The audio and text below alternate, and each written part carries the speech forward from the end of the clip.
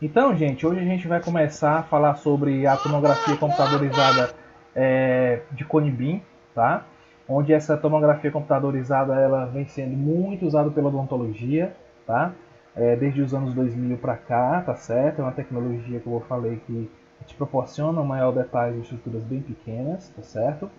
E hoje a gente vai falar um pouquinho esse tipo de tomografia, tá?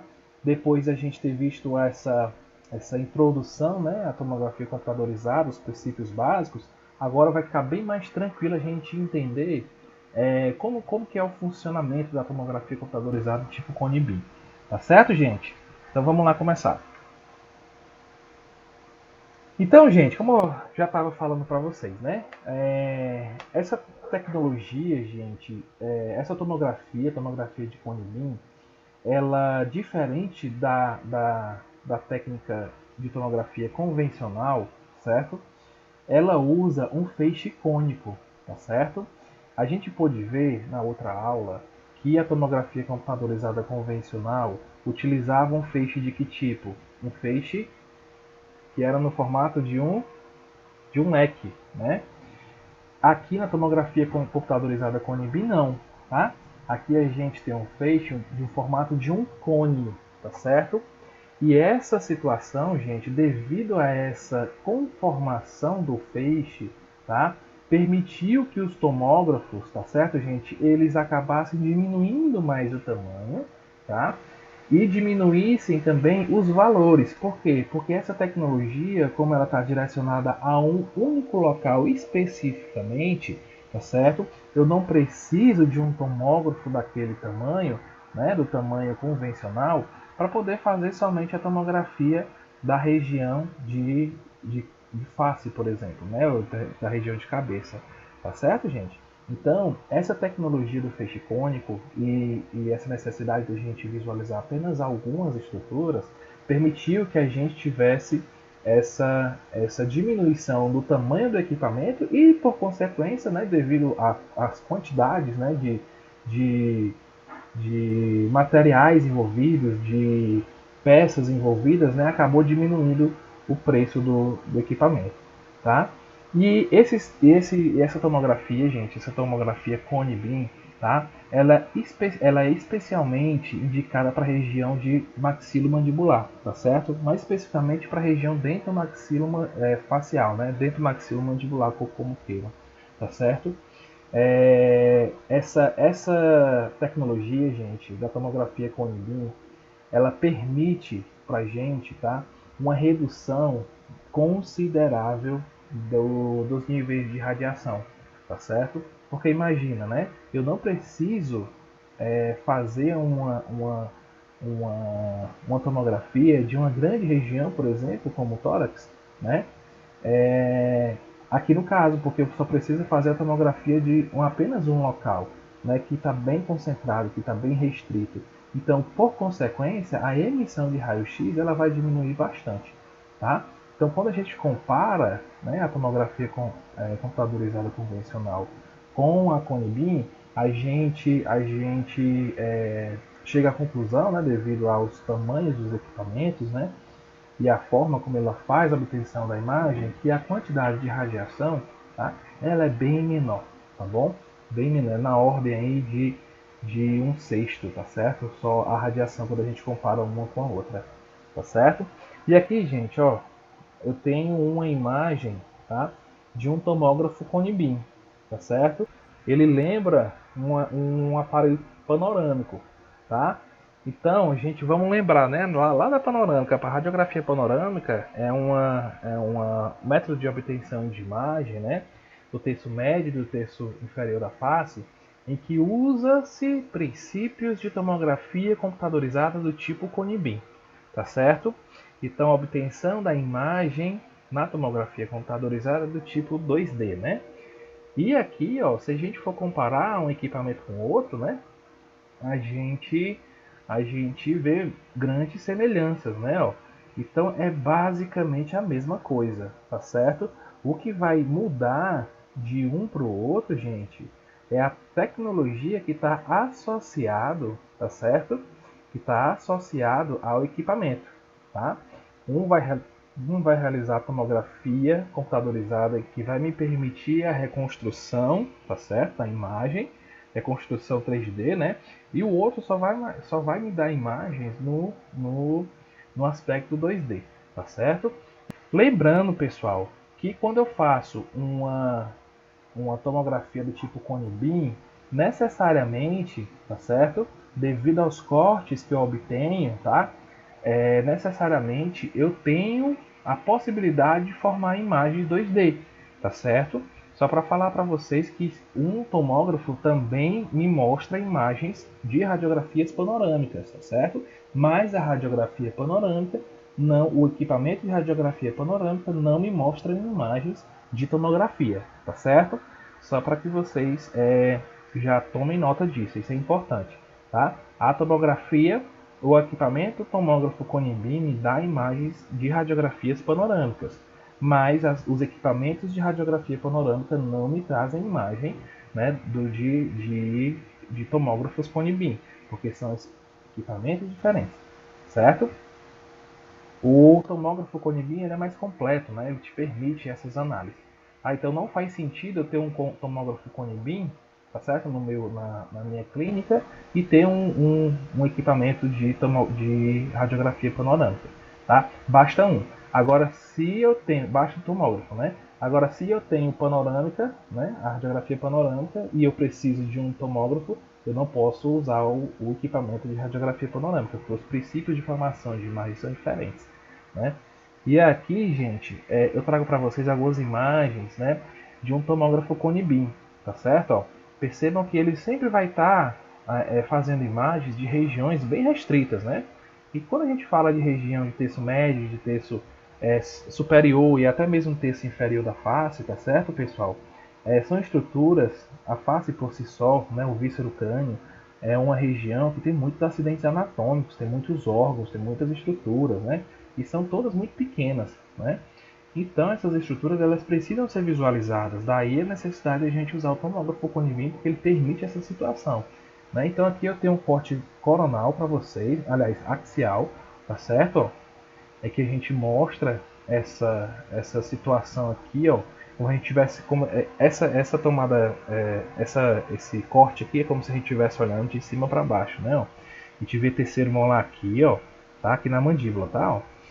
A gente vê terceiro molar, a gente vê segundo molar aqui, tá certo? A gente vê a ausência dentária, aí aqui a gente já vê pré, outro pré, né, canino, incisivo lateral, incisivo central, e aí volta tudo de novo, né? E aqui, ó, a gente percebe onde é que ele tá, o danadinho, ó, totalmente incluso, tá vendo? Ó, e deitadinho, ó, tá certo? Então, aqui para vocês observarem, olha outro tipo de corte que ele nos dá. Aqui já é conhecido de vocês, né? Ó, esse aspecto 2D panorâmico, olha só, tá? Ó, então ele mostra aqui, né? Esse mesmo aspecto da radiografia panorâmica, tá? Então ele mostra essa imagem também, tá certo? E aqui a gente ainda consegue especificar algumas regiões, né? Como vocês podem ver aqui, tá? Então aqui a gente consegue especificar uma determinada região, basta a gente setar no equipamento que a gente quer ver, né? Colocar lá e a gente consegue visualizar, tá certo? E por fim, né? Olha aqui que ele permite, ó, reconstrução 3D, tá certo? Isso aqui é importante porque a gente vê o aspecto geral do paciente, né? Vê aqui de forma mais tranquila, tipo espessura de tecido ósseo, né? Se tem alguma região de fenestração de raiz que a gente chama, né? Se tem alguma raizinha fora do canto dela, tá certo? Exposta aqui para fora, tá bom? Então, esse é o padrão de imagem de um tomógrafo cone beam, tá certo? Aqui nessa imagem panorâmica a gente pode ver lesões intraósseas. Aqui a gente vê uma região hipodensa, tá certo? Ó, isso aqui muito provavelmente é um cisto, tá? Um cisto dentígero que a gente chama, né? Um cisto que está associado ao terceiro molar, tá certo? E quem não remover, existe uma probabilidade, né, de formar esse cisto dentígero aqui, tá bom? Por isso que é sempre necessário para a gente avaliar a necessidade de exodontia desse dente. Então, gente, como eu falei para vocês, né, esses primeiros tomógrafos eles surgiram lá na década de 90, tá? Mas começou-se a utilizar mais de forma rotineira a partir dos anos 2000, tá certo? E esse pioneirismo, né, ele se deu a partir dos estudos de Mohs em 1998, tá certo? E aí, gente, esse primeiro aparelho tomográfico do tipo Cone Beam, tá certo? Ele teve um apelido e foi chamado de Newton. E aí, gente, como eu falei para vocês, né? Essa tecnologia ela permitiu uma redução absurda da quantidade de radiação para uma tomografia, né? Então, quando a gente compara uma tomografia Cone Beam com a tomografia convencional, ela reduz aí na ordem de um sexto, né? Ó, a quantidade de raio-x, tá certo? Então, gente, a técnica de feixe cônico, ela já era utilizada para outros objetivos, tá certo? Tipo, por exemplo, na imaginologia vascular, tá? Mas para odontologia, ela veio se destacar mais para essa época, né? No final dos anos 90 e início dos anos 2000, tá certo?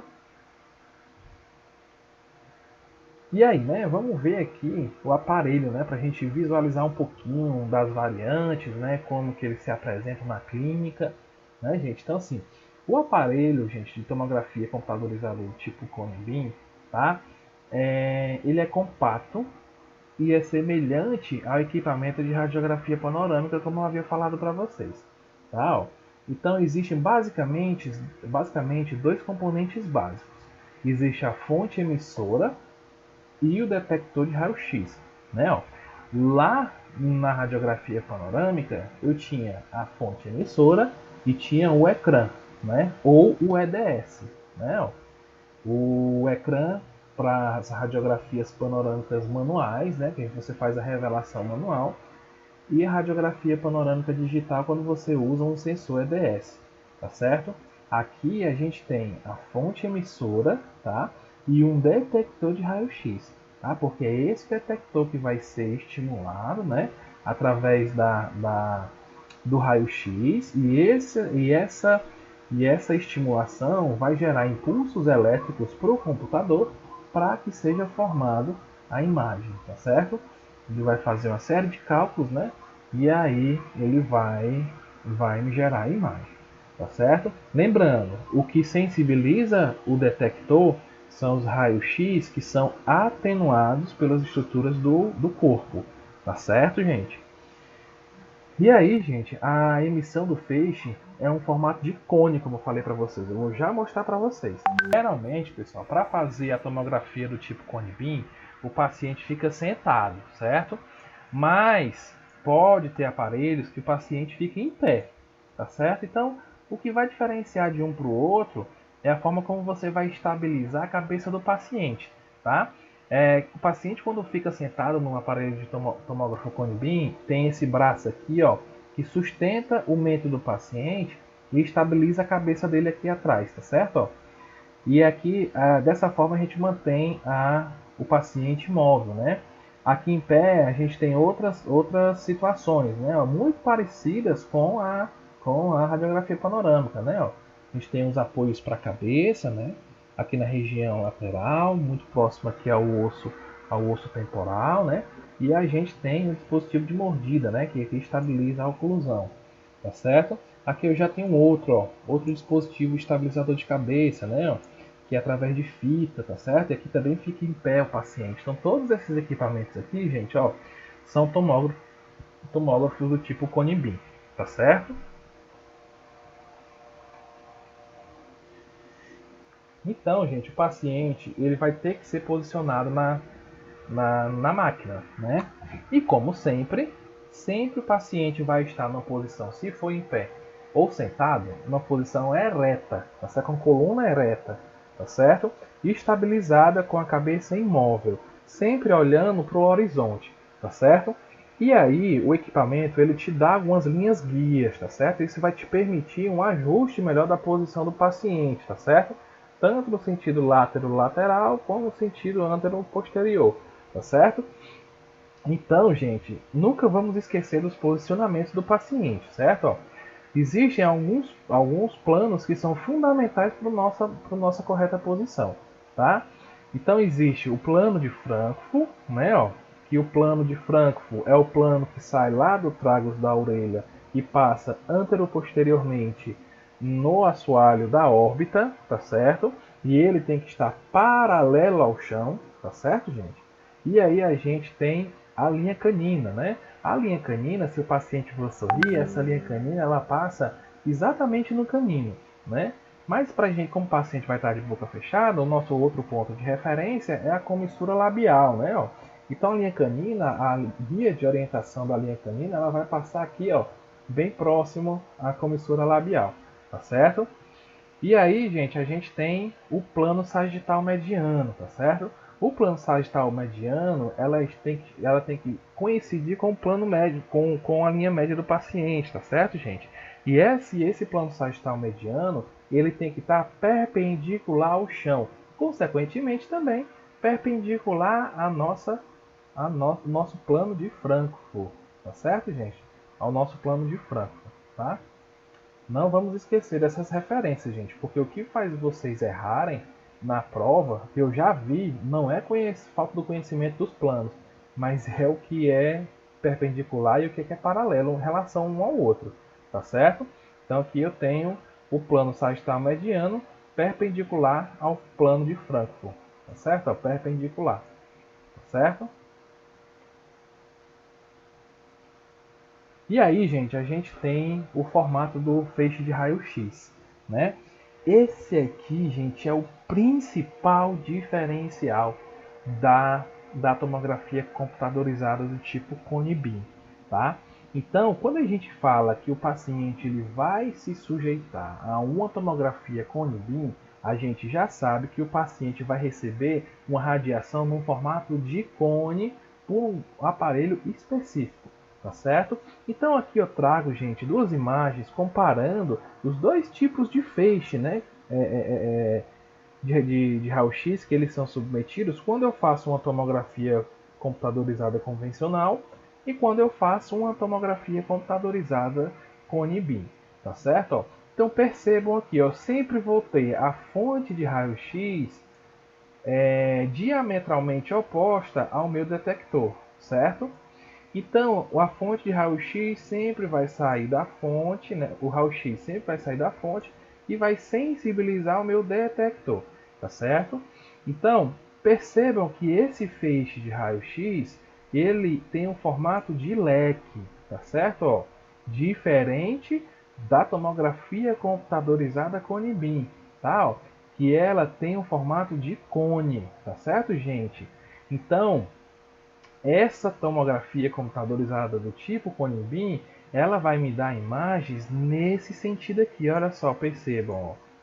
Tá, ó, como se fosse um círculo, né? Uma imagem em formato de círculo, tá certo? E aqui na tomografia convencional em formato de leque, né? No feixe formato de leque, ele vai me proporcionar imagens em fatias, tá certo, gente? Tranquilo?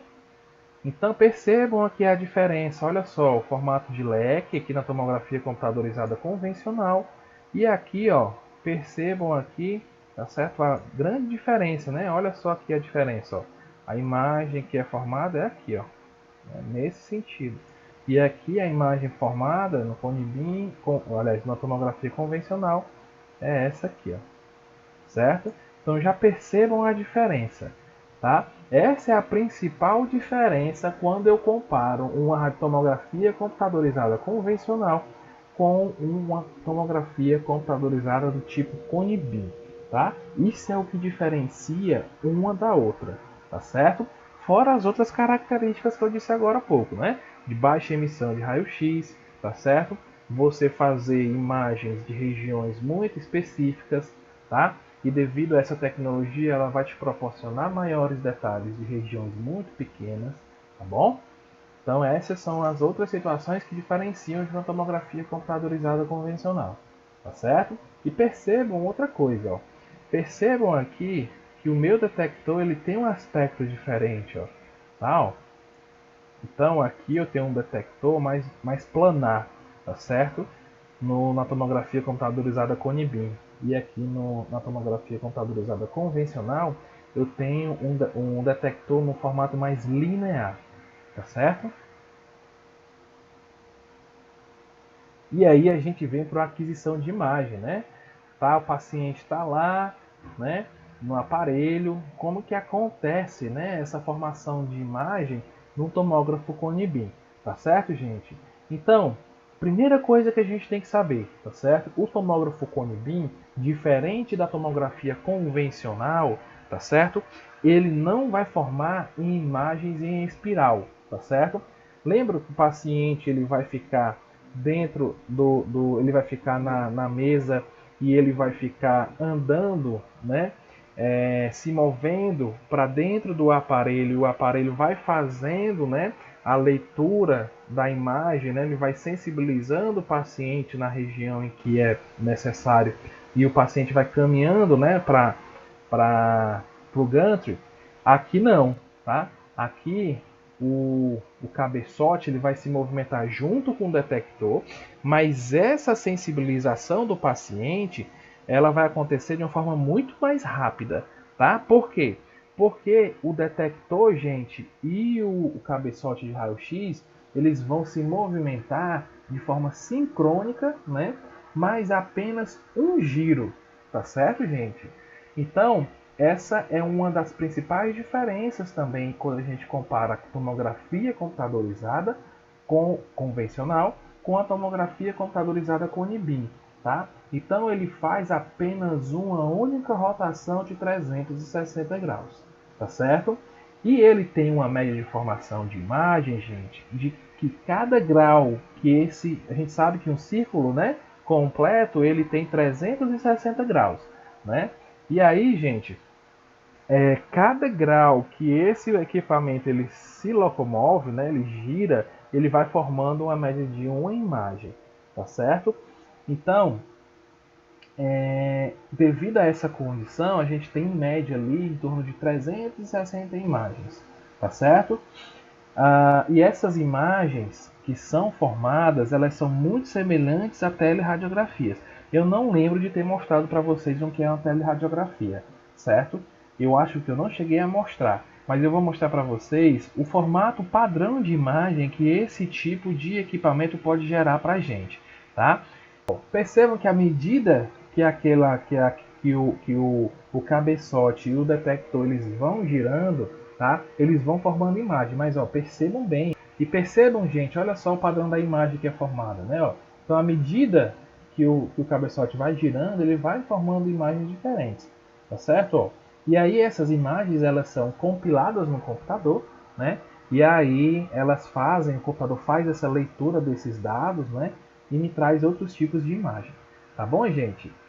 E esse conjunto de imagem aqui, gente, ó, tá certo? Que é obtido, né, ó, lá pelo tomógrafo, tá certo? Esse conjunto de imagens aqui, tá? Em que vocês viram que a cada grau é formado aproximadamente, né, um ou dois, tá, gente? Duas imagens, tá bom? Esse conjunto de imagem é chamado de raw date, tá certo? Então, ele é construído pelo computador por cálculos de algoritmos, tá?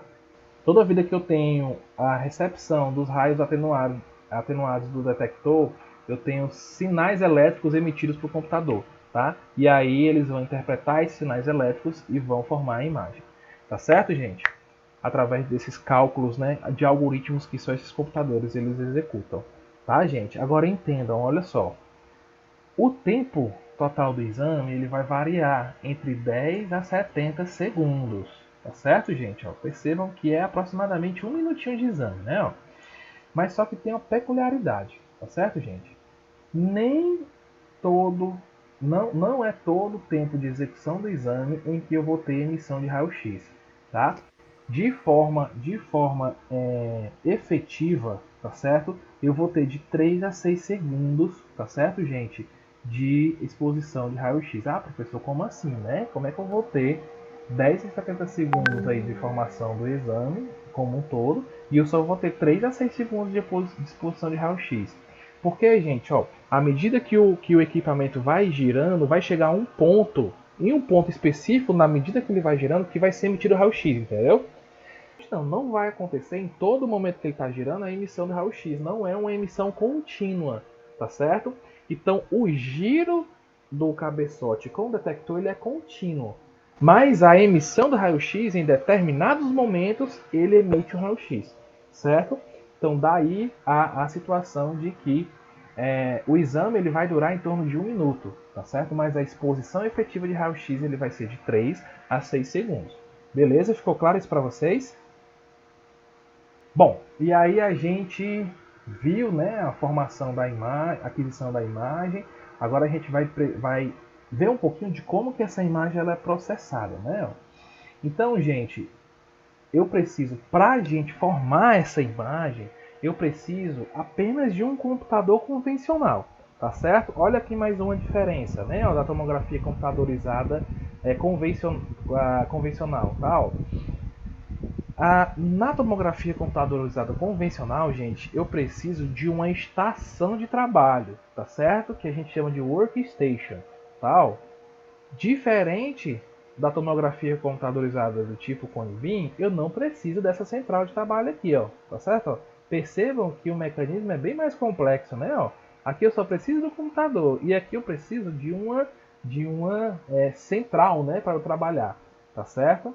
Então essa é mais uma diferença entre as duas formas de obtenção de imagem, tá? Ó. Então, gente, basta eu ter o software do equipamento para eu mexer na imagem, tá certo? Basta isso. Eu não preciso de uma estação de trabalho para poder manipular essa imagem, tá certo? Então, essa é uma diferença que é fundamental, tá? Então, repetindo, a imagem ela vai ser formada nesse computador de forma através de um computador convencional, tá certo? E aí, esse computador tem a responsabilidade de fazer essas leituras, né, dos raios X atenuados, tá certo? E aí me formar essa imagem que a gente está vendo aqui, no caso, uma reconstrução 3D. Tá? E aí, gente, da mesma forma que no Cone Beam, isso aqui já é uma semelhança, tá certo? Da mesma forma que a tomografia computadorizada, melhor dizendo, convencional, tá? Essa tomografia do tipo Cone Beam, gente, ela me permite uma reconstrução multiplanar. Tá? O que é a reconstrução multiplanar? A reconstrução multiplanar é a presença de visualização, tá certo? De vários cortes, tá certo?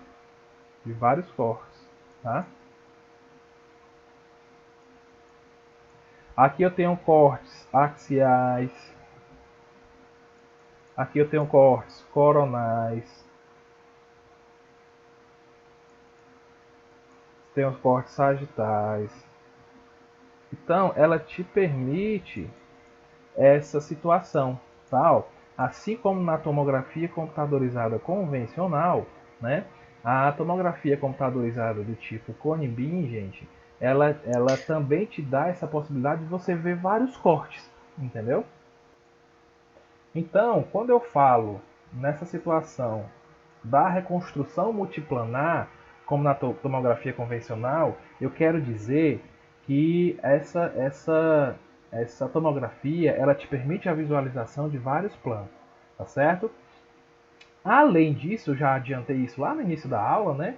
Esse tipo de tomografia do tipo Cone Beam, ele te proporciona uma outra vantagem, ele te dá uma outra vantagem, que é a visualização de imagens panorâmicas, né? E de telerradiografias. Olha só o que é teleradiografia, gente, ó. Teleradiografia é essa radiografia no perfil lateral do paciente, ó. Tá certo? Esse aqui, ó. Tá bom? Ó. Aqui no caso eu tenho uma teleradiografia do lado, o paciente está do lado esquerdo, né? E aqui do lado direito, tá bom? Além disso, eu ainda tenho uma imagem que esse tipo de tomografia me proporciona, que é a imagem frontal, tá certo? Como se eu estivesse fazendo uma postura anterior de face, tá? Ó. Então eu tenho esse perfil lateral, né? Que a gente chama na odontologia de teleradiografia, na radiologia como um todo, tá certo? Devido ao aspecto, porque percebam que ela te mostra não só tecido duro, ó, ela te mostra tecido mole, tá vendo aqui o perfil do paciente, ó, tá certo? Ó? Então essa é uma diferença da teleradiografia para as radiografias de laterais de face, tá certo? Então a tomografia do tipo Cone Beam, além de te mostrar imagens no corte axial, coronal, sagital, tá certo? Daí esses cortes, essa reconstrução multiplanar, tá? ela te dá ainda imagens de telerradiografias e de radiografias panorâmicas, tá? Ó. E ainda te dá o perfil mole do paciente. Olha só, aqui, gente, ó, perfil mole do paciente, ó, e aqui, ó, a reconstrução óssea, ó, 3D, tá certo? Isso aqui são uma das imagens, tá certo? Que a tomografia do tipo Cone ela te proporciona, tá bom? Aí, gente, uma vantagem que para o dentista, tá certo? É assim uma mão na roda, tá? Que esse tipo de radiografia, de tomografia, perdão, ele permite a localização de estruturas por coloração específica, entendeu? Tipo, a gente pode escolher um nervo e colorir esse nervo, tá? Para a gente ver melhor o caminho que esse nervo está fazendo, tá? Ó. Então perceba aqui, ó, tem um nervo alveolar inferior em amarelo, ó, tá? Ó. Quando eu escolho para colorir esse nervo em amarelo, ele vai me aparecer todo ele, ó, tá? Ó. Então eu consigo visualizar o caminho dele bem direitinho, tá certo? Ó. Percebam aqui na visão lateral, né, na visão frontal, na outra visão lateral e aqui na visão superior, né? Ó. Então, percebam que eu consigo ver esse nervinho aqui caminhando, né?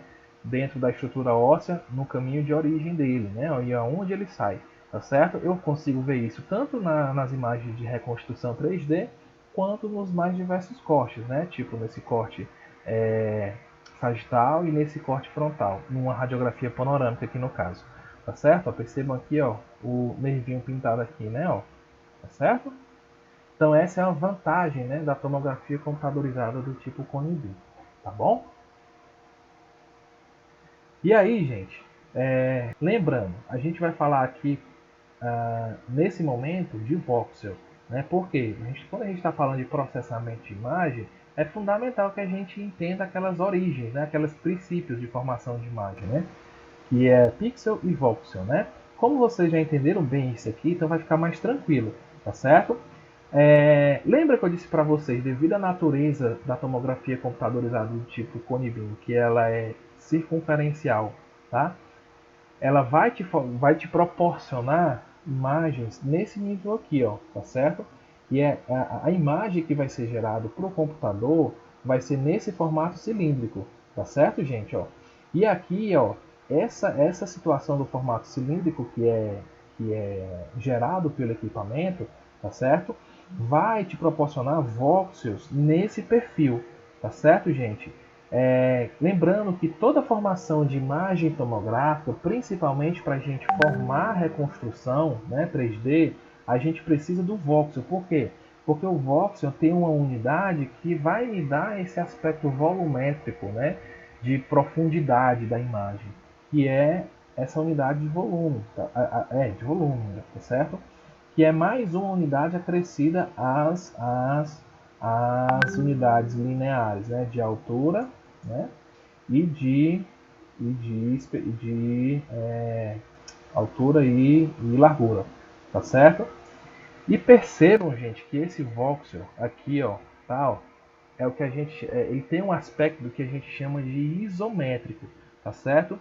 Iso, gente, quer dizer igual, tá certo? Métrico de medida, tá certo? Então, quando eu falo que um voxel é isométrico, eu quero dizer que ele tem altura, largura e volume, tá certo? Iguais, tá?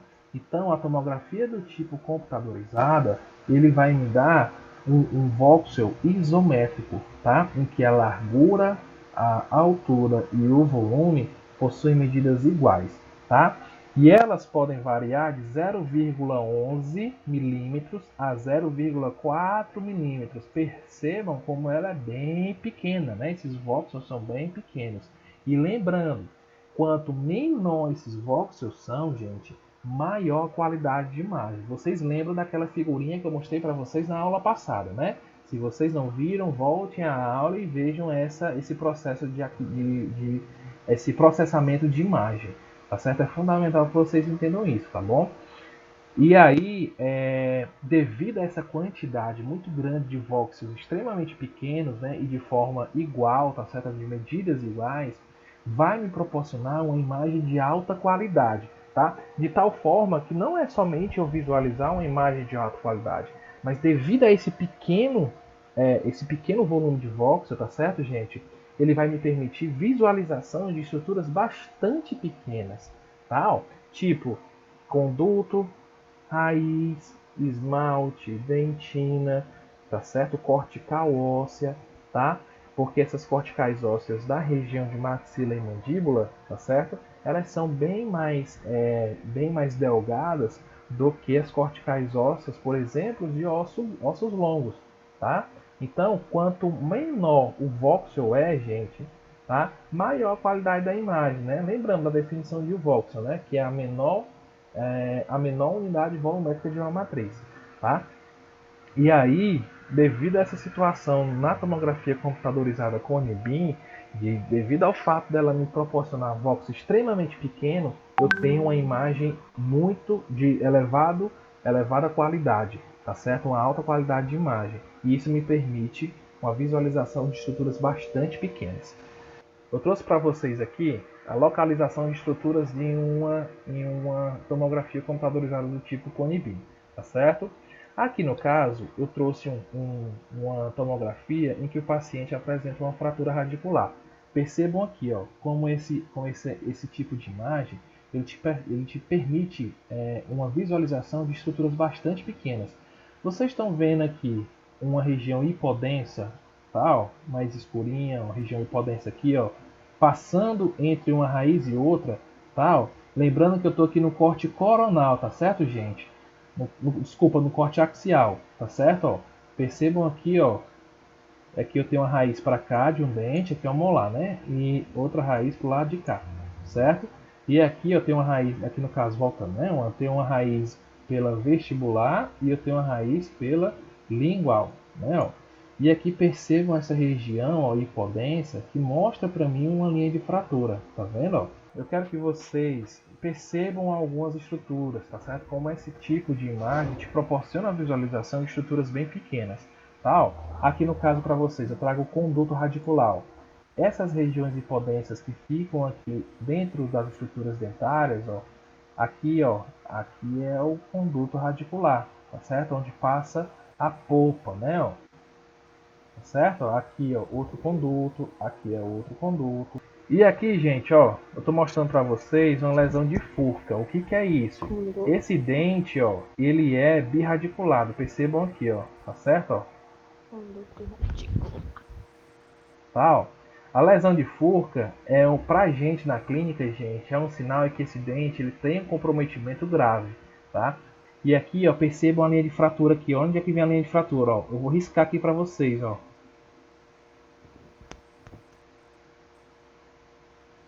Tá vendo?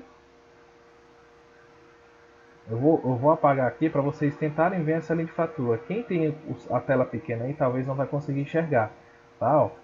Mas ela tá bem aqui. Essa linha de fratura aqui, ó. Eu vou passar aqui, ó. Tá? Ó. E o dente está fraturado aí, tá certo? E essa fratura comunica o meio externo com o meio interno, entendeu? E quando compromete essa região aqui, ó, a gente não tem como mais reabilitar, tá? Então o objetivo de fazer essa tomografia foi para confirmar o diagnóstico, entendeu? O diagnóstico de fratura. E aqui no caso, gente, eu tenho outras estruturas que eu quero que vocês observem, tá certo? Eu tenho aqui no caso aqui o corte axial agora, tá? Aqui eu tinha um corte, desculpa, o corte coronal aqui. Aqui eu tinha um corte axial, né? Ó. Nesse corte coronal, eu tenho que observar algumas outras estruturas, por exemplo, aqui, ó, material restaurador. Vocês estão vendo uma região hiperdensa aqui, ó, tá? Ó, bem branca, né? Ó, na escala de Husfield, isso aqui é positivo, tá certo, gente? Fica acima do padrão de referência da água, né? Ó, ficou muito branco, tá? Ó. Então isso aqui significa dizer que ela é uma região hiperdensa, tá certo? Ó. E isso é característico de material restaurador, tá? Outra estrutura que eu queria mostrar para vocês é a cortical óssea palatina. Como eu estou falando aqui de região de maxila, né? Eu quero mostrar para vocês aqui, ó, a cortical palatina, ó. Tá vendo aqui? Vocês conseguem observar, ó. E aqui a cortical óssea vestibular. Percebam que é uma estrutura óssea bem delgada, né, ó. Se a gente fosse fazer isso aqui numa tomografia, se a gente fosse observar uma cortical óssea de uma tomografia de fêmur, por exemplo, a gente ia perceber uma espessura absurda, né? Percebam que aqui é bem delgado, né, essa cortical óssea, tá certo? Então eu tenho aqui a cortical óssea palatina e eu tenho aqui a cortical óssea vestibular, tá certo? E aqui, gente, olha só, eu começo a visualizar, ó, o seio maxilar, tá certo? Ó, aqui, ó, lembrando, né, ó, que o A, ele é uma das estruturas mais hipodensas, tá certo? Então ele sempre vai me apresentar esse aspecto mais escurecido, tá? Ó. Então aqui dentro do seu maxilar, normalmente eu não tenho nenhum tipo de estrutura, né? A não ser quem? O A, né? Então ele vai me apresentar essa região na imagem com aspecto escurecido, com aspecto de hipodensidade, tá certo? Então aqui a gente já começa a ver o seu maxilar, tá? Ó.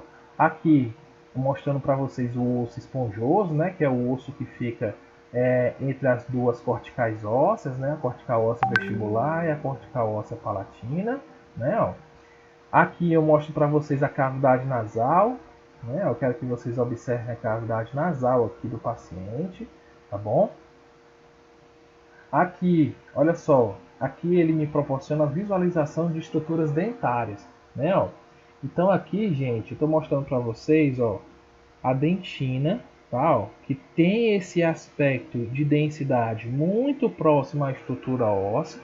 Por quê? Porque embora serem estruturas diferentes, a dentina e a medular do osso, né, ou osso esponjoso, como queiram chamar, eles têm uma densidade semelhante porque eles têm estruturas semelhantes, tá certo? São estruturas que possuem colágeno, são estruturas que possuem tecido ósseo mineralizado, tá certo? Mas de uma proporção muito semelhante, por isso que eles apresentam hipodensidades, aliás, densidades na imagem de forma semelhante. Diferente do esmalte, ó. Observem aqui, gente, ó, que o esmalte é uma região muito mineralizada, né, ó. E aí quando eu faço uma análise na tomografia, quando eu vou querer olhar o meu esmalte, olha só o esmalte como apresenta-se uma densidade bem maior do que as outras estruturas, tá vendo? Ó? Ele é bem hiperdenso, tá? Por quê? Porque ele tem na sua estrutura 99% de cristais, tá certo, gente?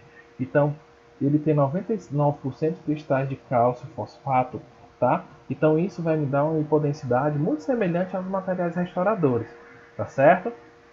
Então, aqui eu consigo identificar bem o que é o esmalte e o que é a dentina, né? Ó, então, aqui mais para dentro, tá? E a gente sabe que a dentina é a camada intermediária, né, entre a polpa e o esmalte, tá certo? Então a gente consegue identificar bem por as diferentes densidades desses tecidos na tomografia computadorizada do tipo Cone-B. Então aqui são estruturas bem tranquilas que eu trouxe para vocês, que é importante vocês olharem, né, e identificar. Porque toda vida que vocês forem fazer uma tomografia, gente, vocês têm que checar, tá certo? Para vocês checarem se está tudo bem, né, vocês precisam saber as estruturas. Vocês precisam saber o que vocês vão ter que checar, né? Então, basicamente, são essas estruturas que vocês vão ter que checar, certo? Se está bem, se não tem nenhum tipo de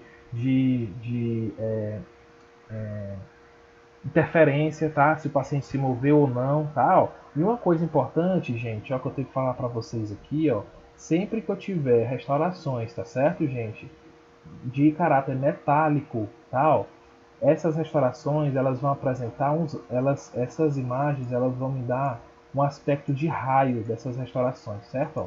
Então sempre eu vou ter isso, tá? Ó. Deixa eu apagar aqui para que vocês possam ver melhor, tá? Ó. Então, ó, toda vida que eu tiver que o paciente tiver com alguma restauração metálica, tipo uma amálgama, tá certo? Ou uma liga de ouro, tal. Toda vez que eu fizer uma tomografia, essa imagem dessa tomografia dessa restauração vai me apresentar umas interferências desse nível aqui, ó, tal. Então ele vai apresentar uns raios, tá certo? E aqui não tem o que fazer, tá certo? Tranquilo, gente? Ficou claro para vocês? E aqui eu tenho outras estruturas que eu queria que vocês visualizassem, que é importante, tá certo? Ó, aqui eu tenho o osso alveolar, ó, vocês estão vendo aí, eu vou voltar aqui, ó, essa imagem, nesse corte coronal, tá certo? Aqui em cima, tá? Ó. Eu tenho o osso alveolar, tá certo? Que é formado pela cortical óssea vestibular, pela cortical óssea palatina e pelo osso esponjoso, tá? Da maxila, nessa região no caso, né? Então, lembrando que o osso alveolar ele é um processo, né, um processo de osso, de qual osso aqui no caso que eu estou falando, já que é uma região superior, é um processo, tá certo? Alveolar do osso maxilar. E essa região é chamada de osso alveolar de forma muito tranquila, tá certo? Então não preciso chamar esse processo alveolar de processo alveolar. Basta osso alveolar, tá certo? Que é o osso, né, que é a estrutura óssea que sustenta o elemento dentário, tá certo? Ainda tem, que eu quero mostrar para vocês, o processo palatino, né, que é outro processo da maxila, né, ó. E esse processo palatino está bem visualizado aqui, ó, tá certo? Ó. Percebam bem, né? E a função dele o que, que é? É separar a cavidade nasal da cavidade oral, né, da cavidade bucal. Né? Então a gente vê ele bem aqui, tá certo, gente? Então essas são as estruturas que eu queria que vocês observassem, tá? Porque na hora que vocês forem checar o exame, vocês têm que observar se essas estruturas estão bem, tá certo? E aí a gente vem para vantagem e desvantagem, né? Ó, quando a gente fala de vantagem e desvantagem, a gente tem que saber com que a gente está comparando, né? Ó, no caso, eu vou comparar aqui, eu passei a aula toda falando, né, de comparações entre a tomografia computadorizada com NIBIM e a convencional, tá? Mas eu vou trazer para vocês aqui as vantagens e desvantagens quando eu faço a tomografia computadorizada com NIBIM com a radiografia convencional, tá certo? Então, ó, quando eu falo de vantagem, gente, existem algumas vantagens que são essenciais para a gente quando a gente compara a radiografia panorâmica, por exemplo, né? As radiografias convencionais. Então, gente, a tomografia computadorizada do tipo Cone-Beam, ela elimina a sobreposição de imagem, né? Por quê? Porque como eu falo de tomografia, eu falo de imagens sucessivas, de cortes sucessivos, ou mais diversos planos, tá certo? Então, quando eu tenho em mãos essa condição, eu diminuo ou até mesmo elimino a sobreposição de imagem, tá certo? E devido a essa condição, gente, a tomografia computadorizada, ela te dá uma acurácia melhor na avaliação da imagem, tá? E ainda tem a situação, devido às quantidades de voxels que são muito pequenos, tá certo, gente? Ela te permite uma visualização melhor das estruturas que são pequenas, tá certo? E além disso, ela ainda tem a capacidade de distinção de tom de cinza numa situação muito grande, né? Ele te apresenta um alto contraste justamente pela quantidade de voxel, tá? Então isso é uma vantagem quando a gente compara com a radiografia, tá certo? Eu já falei da reconstrução multiplanar, né, nos mais diversos planos, além de te dar uma reconstrução em volume, né, que é a reconstrução 3D, tá certo? E aí, gente, possibilita a prototipagem, tá? Eu não sei se vocês já ouviram falar da prototipagem, mas às vezes, gente, em cirurgias, né, em cirurgias maxilomandibulares de proporções maiores, em que o paciente tem tumores, tá? Na região, por exemplo, de mandíbula, na região de corpo de mandíbula, às vezes afetada aí por um ceratocisto odontogênico, por um ameloblastoma, tá? Todos esses cistos e tumores, eles causam uma morbidade muito grande para o paciente. E o paciente, muitas vezes, o tratamento é a ressecção de parte da mandíbula, né?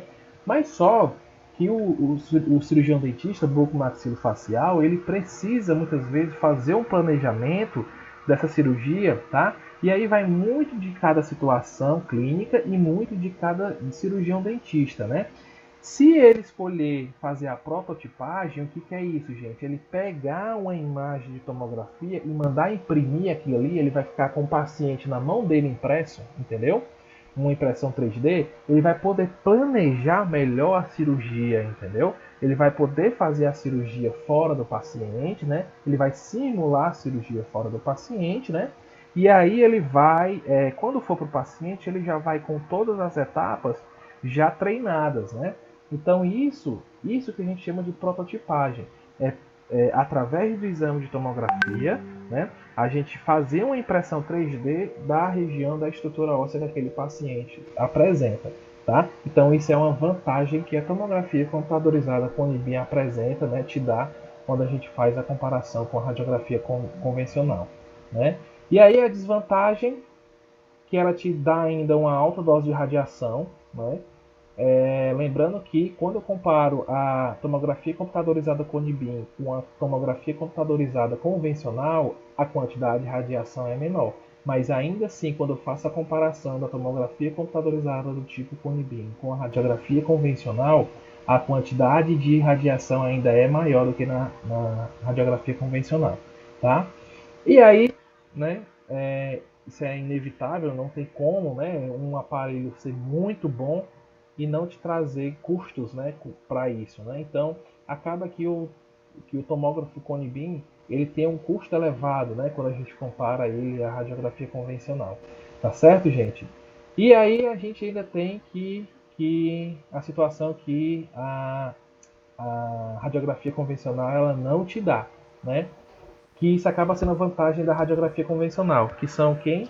As reproduções dos artefatos metálicos, que mostrei para vocês, né? Ó, quando a gente faz uma radiografia de alguma restauração metálica, de caráter metálico, ela vai te proporcionar uma imagem que você sabe que aquilo dali é uma restauração metálica, entendeu? Ou que pelo menos é uma restauração, mas que ela não te traz nenhum tipo de ruído para a imagem, diferente da tomografia computadorizada, tá?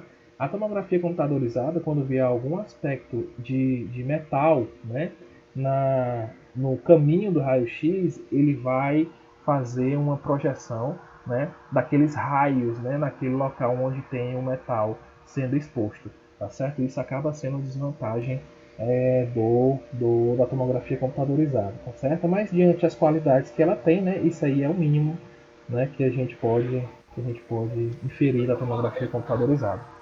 Gente, ó, era isso que eu tinha para falar para vocês sobre tomografia Conibin. Essa aula ficou muito mais leve, tá certo? Porque muita coisa que tinha aqui eu coloquei para aquela outra aula, tá? Então a teoria de tomografia computadorizada ficou mais pesada na primeira aula, né?